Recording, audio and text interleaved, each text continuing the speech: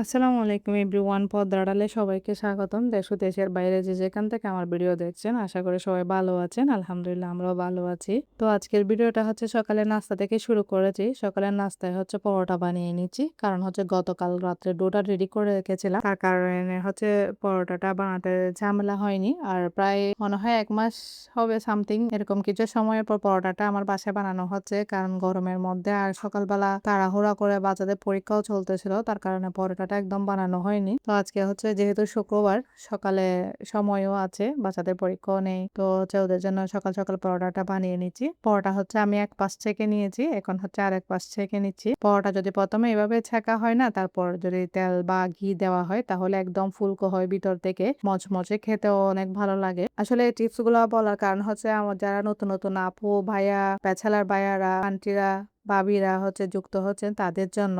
আসলে আমার আপুরা তো পরোটা বানাতে জানে আমার থেকে সুন্দর করে। তো এ পর্যায়ে হচ্ছে আমি তেলটা দিয়ে দিচ্ছি, দিয়ে হচ্ছে এপাশ ওপাশ ছেঁকে নেব। পরোটাতে যদি কালার আনতে চান না, পরোটাটা এরকম চাপ দেওয়ার পর একটু একটু হালকা করে দিবেন, ভিতর থেকে যেন ধোঁয়াটা বের হয়ে যায়, তাহলে দেখবেন পরোটাতে একটা সুন্দর কালার এসে যাবে। দেখতেই পারতেছেন মাশাআল্লাহ সুন্দর হয়েছে আমার পরোটাটা। তো পরোটা রেডি হয়ে গেছে, এখন হচ্ছে আরেকটা দিয়ে দিব। আমি হচ্ছে বেলে রেডি করে রেখেছি। এ পর্যায়ে হচ্ছে একটা আপুর কমেন্ট পড়ে নেব।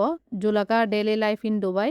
আসসালামু আলাইকুম আপু। ছেলেকে সেন্টারে দিয়ে এসে বেচিন পরিষ্কার করে নিলেন। মধুবনে নিমকি, দই, মাছ দিয়ে করলা রান্না করলে অনেক লোভনীয় হয়েছে। মাশাআল্লাহ, আপুদের কমেন্ট পড়ে নিলে অসংখ্য ধন্যবাদ আপু আপনাকেও সুন্দর করে কমেন্ট করার জন্য।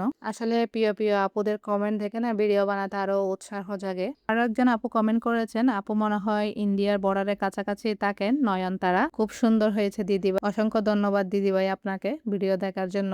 আমার ব্লগ থেকে আপু লিখেছেন 2 লাইক দিয়ে দেখে নিলাম। খুব সুন্দর ভিডিও আপু। অসংখ্য ধন্যবাদ আপনাকেও এবং সুন্দর কমেন্ট করার জন্য। তো প্রিয় আপুদের কমেন্ট পড়তে পড়তে না আমার পরোটা বানানো একদম শেষের দিকে। মাশাআল্লাহ পরোটা সব রেডি হয়ে গেছে। এখন হচ্ছে টেবিলে নিয়ে যাব, বাচ্চাদেরকে সাথে নিয়ে চাও খেয়ে নেব। সকালের নাস্তাটা অফ ক্যামেরায় কমপ্লিট করে নেব। তো নাস্তা শেষ হয়ে কমপ্লিট করে হচ্ছে আমি এখন রুম গোছাতে চলে এসেছি। বেডশিট বিছনা ওটা গুছিয়ে নিচ্ছি। কারণ ঘুম থেকে ওঠার পর না আমি বিছনা গোছাতে পারি না। আমি হচ্ছে ঘুম থেকে ওঠার পর হচ্ছে নাস্তা রেডি করতে চলে যাই বাচ্চাদের জন্য। তো নাস্তা খাওয়ার ওদেরকেও দিই, তারপর নিজেও খেয়ে তারপর হচ্ছে বিছনাটা গোছাতে আসি। রুমগুলা গুছিয়ে নিই, হল রুম, ডাইনিং রুম, তারপর নিজের রুম, বাচ্চাদের রুম সবগুলা গুছিয়ে মুছে নিয়ে এভাবে তারপর হচ্ছে রান্নার কাজ করতে যাই। তো কথা বলতে বলতে না আমার বিছনা গুছিয়ে নিয়েছি। এখন হচ্ছে বিছনার পাশে পাতলা কাঁথাগুলো রেখে দিচ্ছি, যেহেতু রাতে হালকা পাতলা কাঁথাগুলো লাগে। কিছু কিছু সময় ফ্যান বেশি চলে, দেখা যায় বৃষ্টি আসে যায়, ঠান্ডা লাগে, তার কারণে এই পাতলা কাঁথাগুলো না সবার একটা একটা লাগে। তো আমি হচ্ছে বিছনার পাশে এভাবে সাইড করে রেখে দিই কাঁথাগুলা।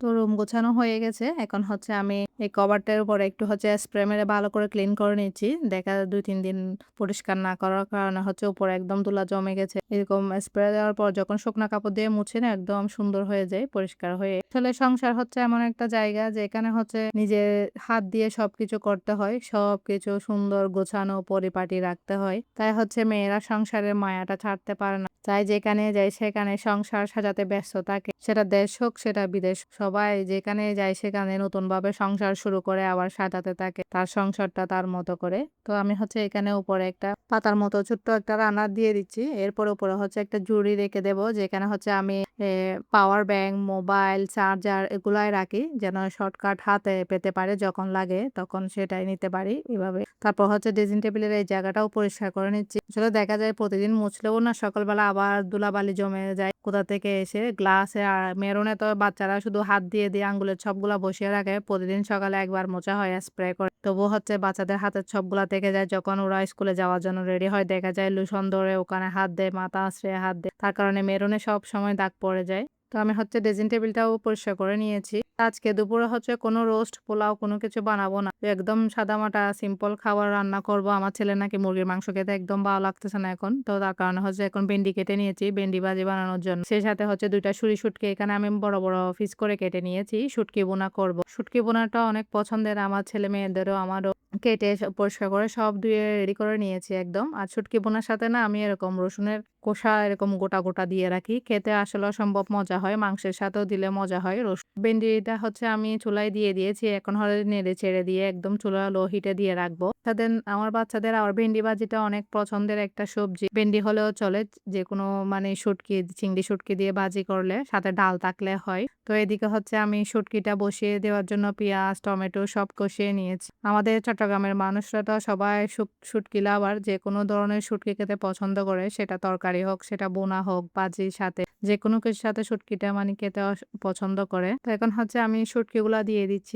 দিয়ে হচ্ছে একটু নেড়ে ছেড়ে দেব। যেহেতু একটু শুটকিগুলা একটু ঝুল করে রাখবো, তার কারণে হচ্ছে একটু নেড়ে ছেড়ে দিয়ে কষিয়ে নিচ্ছি ৫ মিনিটের মতো। ভিডিওর কোনো অংশ যদি ভালো লাগে একটা লাইক এবং সাবস্ক্রাইব করবেন, বেল বাটন অন করে রাখবেন। পরবর্তী ভিডিও দেওয়ার সাথে সাথে যেন নোটিফিকেশন পৌঁছে যায়। দেখতেই পারতেছেন মাশাআল্লাহ শুটকিগুলা কিরকম হয়েছে এখন। তো এটা হচ্ছে গোসলের পরে, গোসল করে নামাজ পড়ে একদম খাবার রেডি করে নিয়ে বসে গেছি টেবিলে খাওয়ার জন্য।